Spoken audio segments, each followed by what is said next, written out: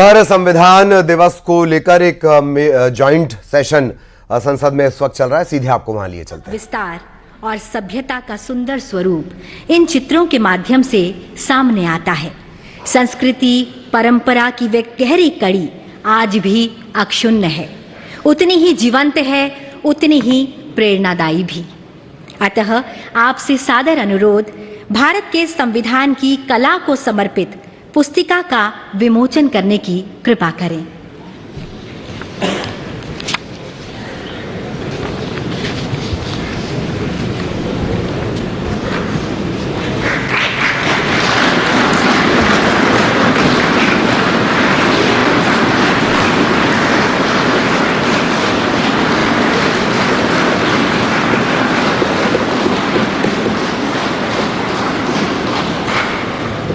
बहुत बहुत धन्यवाद। भाषा नाम जननी संस्कृत भाषा, अर्थात संस्कृत भाषा सभी भाषाओं की जननी है, हमारी सांस्कृतिक और बौद्धिक धरोहर का प्रतीक भी है। इस गौरवपूर्ण क्षण पर माननीय राष्ट्रपति जी, आपसे सादर अनुरोध है कि संस्कृत में भारत के संविधान का विमोचन कर इस ऐतिहासिक क्षण को इतिहास में स्वर्ण अक्षरों से सदा के लिए अंकित करने की कृपा करें। संविधान के अंगीकार होने की 75वीं वर्षगांठ पर अब संस्कृत में भी उपलब्ध भारत का संविधान।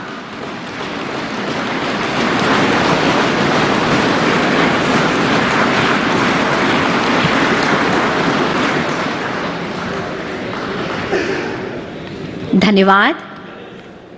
भारत के प्राचीनतम भाषा में मैथिली के उच्चतम स्थान थिक, अतः आपसे सादर अनुरोध, मैथिली भाषा में संविधान का विमोचन करने की कृपा करें। मान्यवर,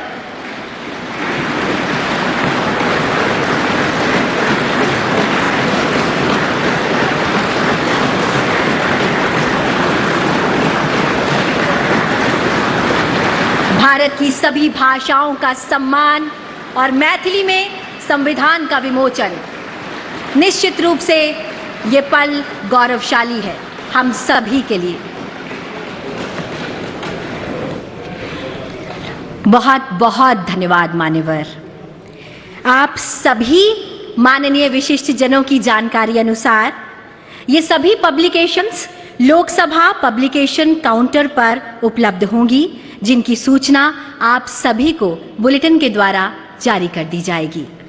अब माननीय राष्ट्रपति जी, आपसे करबद्ध अनुरोध है कि आप अपने ज्ञानवर्धक शब्दों से हम सभी का मार्ग प्रशस्त करें। तो तस्वीरें आप देख रहे थे, संविधान का संस्कृत में संविधान का विमोचन हुआ है।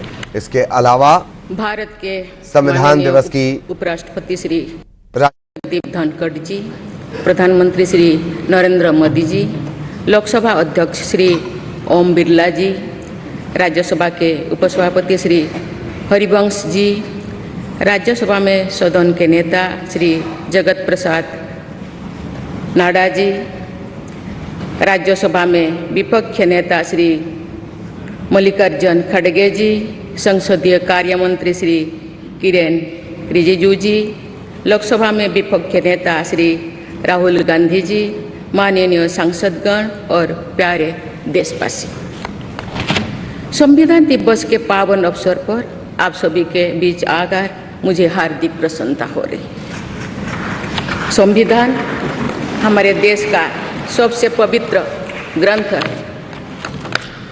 आज हम सब एक ऐतिहासिक अवसर के भागीदार भी बन गए हैं और साक्षी भी। 75 वर्ष पहले संविधान सदन के इसी केंद्रीय कक्ष में आज ही के दिन संविधान सभा ने नवस्वाधीन देश के लिए संविधान निर्माण का बहुत बड़ा कार्य संपन्न किया था। उस दिन संविधान सभा के माध्यम से हम भारत के लोगों ने इस संविधान को अपनाया, अधिनियमित किया और आत्मार्पित किया था। हमारे संविधान हमारे लोकतांत्रिक गणतंत्र की सुदृढ़ आधारशिला है। हमारा संविधान हमारे सामूहिक और व्यक्तिगत स्वाभिमान को सुनिश्चित करता है। आज कृतज्ञ राष्ट्र की ओर से मैं संविधान सभा के सदस्यों और कर्मियों को श्रद्धांजलि अर्पित करती हूँ। ये देश का सौभाग्य है कि संविधान सभा के अध्यक्ष डॉक्टर राजेंद्र प्रसाद ने तथा प्रारूप समिति के अध्यक्ष डॉक्टर बाबा साहेब अम्बेडकर ने संविधान निर्माण की यात्रा का मार्गदर्शन किया। बाबा साहेब अम्बेडकर ने प्रगतिशील और समावेशी सोच की छाप हमारे संविधान पर अंकित किया है। संविधान सभा में बाबा साहेब के ऐतिहासिक संबंधों से ये तथ्य स्पष्ट होता है कि भारत लोकतंत्र की जननी है। अपने लोकतंत्र पर गौरव की इसी भावना के साथ आज हम सब इस विशेष अवसर पर एकत्र हुए। ये अवसर संविधान सभा की 15 महिला सदस्यों के योगदान को स्मरण करने का भी है। हमें उन अधिकारियों के अमूल्य योगदान को भी याद रखना चाहिए जिन्होंने नेपथ्य में रहकर काम किया। उनकी कार्यनिष्ठा ने संविधान निर्माण की प्रक्रिया को सुचारू रूप से आगे बढ़ाया।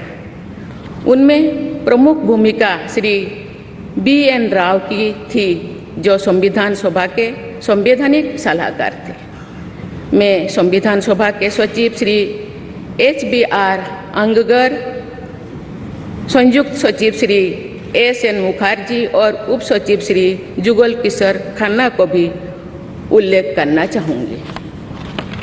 माननीय सांसदगण, स्वतंत्रता के 75 वर्ष पूर्ण होने पर मैं सभी देशवासियों ने आज़ादी का अमृत महोत्सव मनाया। आगामी 26 जनवरी को हम अपने गणतंत्र की 75वें वर्षगांठ मनाएंगे। इस तरह के समारोह हमें अब तक की यात्रा का अवलोकन करने और आगे की यात्रा की बेहतर योजना बनाने के अवसर प्रदान करते हैं। ऐसे समारोह हमारी एकता को मजबूत बताने की तथा ये दर्शाते हैं कि राष्ट्रीय लक्ष्यों को प्राप्त करने के प्रयासों में हम सब एक साथ हैं। हमारे स्वाधीनता संग्राम के दौरान अनेक महान विभूतियों ने हमारे राष्ट्रीय आदर्शों को रेखांकित किया था। हमारी संविधान सभा में हमारे देश की विविधता को अभिव्यक्ति मिली थी। संविधान सभा में सभी प्रांतों और क्षेत्र के प्रतिनिधियों की उपस्थिति से अखिल भारतीय चेतना को शोर मिला था। संविधान सभा के वाद विवाद तथा सदस्यों के संबोधनों में हमें संविधान निर्माण की प्रक्रिया के साथ साथ अपने देश के बारे में गहरी जानकारी प्राप्त होती है।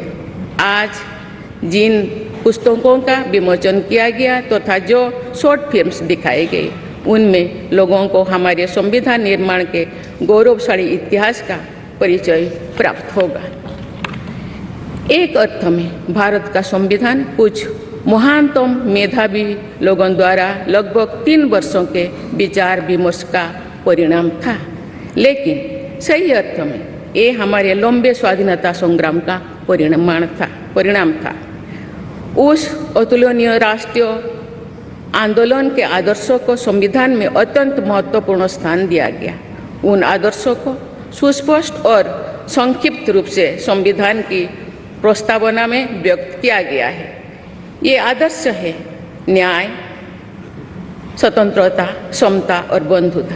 ये आदर्श सदियों से भारत को परिभाषित करते हैं। संविधान की प्रस्तावना में उल्लिखित आदर्श एक दूसरे के पूरक है।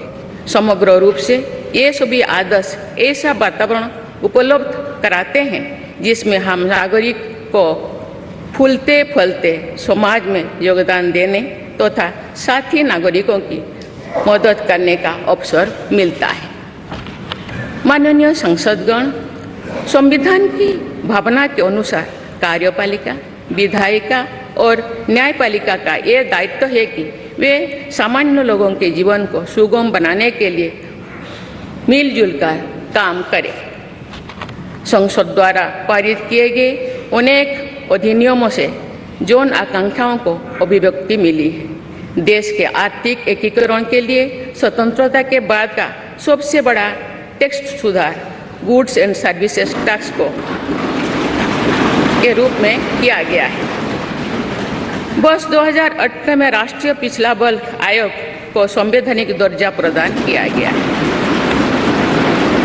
वुमेन लेड डेवलपमेंट की सोच को यथार्थ रूप देना सामाजिक न्याय के संवैधानिक आदर्शों को प्राप्त करने के लिए अनिवार्य है। नारी शक्ति बंधन अधिनियम द्वारा हमारे लोकतंत्र में महिला सशक्तिकरण के एक नए युग की शुरुआत की गई है। दंड के स्थान पर न्याय तथा अपराध के स्थान पर सुरक्षा की भावना पर आधारित भारतीय न्याय संहिता, भारतीय नागरिक सुरक्षा संहिता और भारतीय साक्ष्य अधिनियम को पारित करके सांसदों ने आधुनिक सोच को अपनाने का प्रभावशाली परिचय दिया है। ऐसे अनेक अधिनियमों को पारित करने के लिए मैं सभी सांसदों की सराहना करती हूँ। पिछले कुछ वर्षों के दौरान सरकार ने समाज के सभी वर्गों, विशेषकर कमजोर वर्गों के लोगों के विकास के लिए अनेक कदम उठाए हैं। ऐसे निर्णयों से लोगों का जीवन बेहतर हुआ है तथा उन्हें प्रगति के नए अवसर मिल रहे हैं। गरीब लोगों का अपना पक्का घर मिल रहा है, बिजली, पानी, सड़क की सुविधा मिल रही है, खाद्य सुरक्षा और चिकित्सा सेवाएं मिल रही है। देश में बड़े पैमाने पर विश्व स्तर का इंफ्रास्ट्रक्चर बनाया जा रहा है। समग्र और समावेशी विकास के ऐसे अनेक प्रयास हमारे संवैधानिक आदर्शों को आगे बढ़ाते हैं। इस प्रयासों के लिए मैं सरकार की सराहना करती हूँ। उच्चतम न्यायालय के प्रयासों से देश की न्यायपालिका हमारे न्याय प्रणाली को और अधिक प्रभावी बनाने के लिए अनेक प्रयास कर रही है। न्यायपालिका विचाराधीन कैदियों को और जेल सुधार के विषयों पर भी कार्यरत है। हमारे देश में मूलभूत अधिकारों का दायरा समय के साथ विस्तृत होता रहा है। अपेक्षाकृत कम साधन संपन्न लोगों को कानूनी सहायता प्रदान करने के संवैधानिक निर्देश प्रति जागरूकता और सक्रियता बढ़ रही है। माननीय सांसदगण, कार्यपालिका, विधायिका और न्यायपालिका के साथ साथ सभी देशवासियों की सक्रिय भागीदारी से हमारे संवैधानिक आदर्शों को शक्ति मिलती है। हमारे संविधान में प्रत्येक नागरिक के मूल कर्तव्यों का स्पष्ट उल्लेख किया गया है। भारत की एकता और अखंडता की रक्षा करना, समाज में समरसता की भावना का निर्माण करना, महिलाओं के सम्मान को सुनिश्चित करना, पर्यावरण की रक्षा करना, वैज्ञानिक दृष्टिकोण को अपनाना, सार्वजनिक संपत्ति की सुरक्षा करना तथा राष्ट्र को उपलब्धियों की नई ऊंचाई तक ले जाना नागरिकों के मूल कर्तव्यों में शामिल है। हमारा संविधान एक जीवंत और प्रगतिशील दस्तावेज है। बदलते समय की मांग के अनुसार नए विचारों को अपनाने की व्यवस्था हमारे दूरदर्शी संविधान निर्माताओं ने बनाए थे। हमने संविधान के माध्यम से सामाजिक न्याय और समावेशी विकास के अनेक बड़े लक्ष्यों को प्राप्त किया है। नई सोच के साथ हम भारत को विश्व समुदाय में नई पहचान दिला रहे हैं। हमारे संविधान निर्माताओं ने भारत को अंतर्राष्ट्रीय शांति और सुरक्षा को मजबूत बनाने में महत्वपूर्ण भूमिका निभाने का निर्देश दिया है। आज एक अग्रणी अर्थव्यवस्था होने के साथ साथ हमारा देश विश्व बंधु के रूप में ये भूमिका बेखूबी निभा रहे हैं। हम विश्व समुदाय में उपलब्ध अच्छे विचारों विनम्रता के साथ आत्मसात करने के लिए भी तत्पर रहते हैं। देश की जरूरतों के मुताबिक उत्कृष्ट विचारों और पद्धतियों को अपनाने की इसी भावना का उदाहरण हमारे संविधान निर्माताओं ने प्रस्तुत किया था। संविधान सभा के दूरदर्शी सदस्यों ने हमें एक प्रेरणादायक संविधान दिया जो अन्य देशों के लिए भी एक आदर्श साबित हुआ है। संविधान सभा के अध्यक्ष और मेरे प्रतिष्ठित पूर्ववर्तियों में सर्वप्रथम डॉक्टर राजेंद्र प्रसाद ने वर्ष 1949 में आज ही के दिन अपने भाषण में एक विचार व्यक्त किया था कि संविधान को जीवंत बनाए रखना उन लोगों पर निर्भर करता है जो उसका संचालन करते हैं। उन्होंने ये भी कहा था कि कई चीज़ें जो संविधान में नहीं लिखी जा सकती उनका संचालन परंपराओं के आधार पर किया जाता है। उन्होंने ये अपेक्षा व्यक्त की थी कि हमारा देश आवश्यक सामर्थ्य अर्जित करेगा और समुचित परंपराएं विकसित की जाएगी। मैं पूरी विश्वास के साथ कह सकती हूँ कि लगभग 3/4 सदी के संवैधानिक यात्रा के दौरान हमारे देश ने उन क्षमताओं को अर्जित करने और आर्थिक परंपराओं को विकसित करने में उल्लेखनीय सफलता प्राप्त की है। हमने जो अनुभव प्राप्त किए हैं आने वाली पीढ़ियों को उनसे अवगत कराया चाहिए।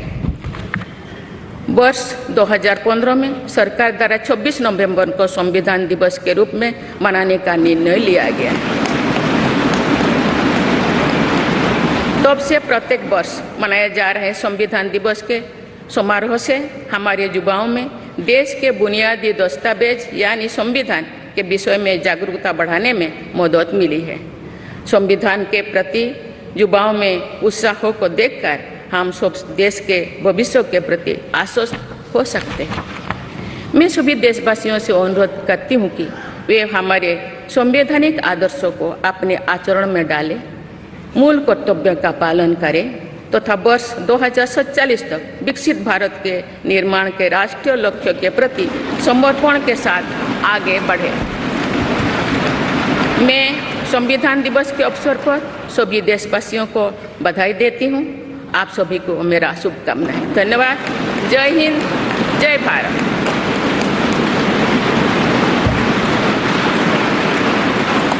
माननीय राष्ट्रपति जी, बहुत बहुत धन्यवाद। अब हम आपसे विनम्र अनुरोध करते हैं कि आज के इस विशेष अवसर पर आप पूरे राष्ट्र के साथ उद्देशिका का वाचन करने की कृपा करें। आप सभी से भी सादर अनुरोध।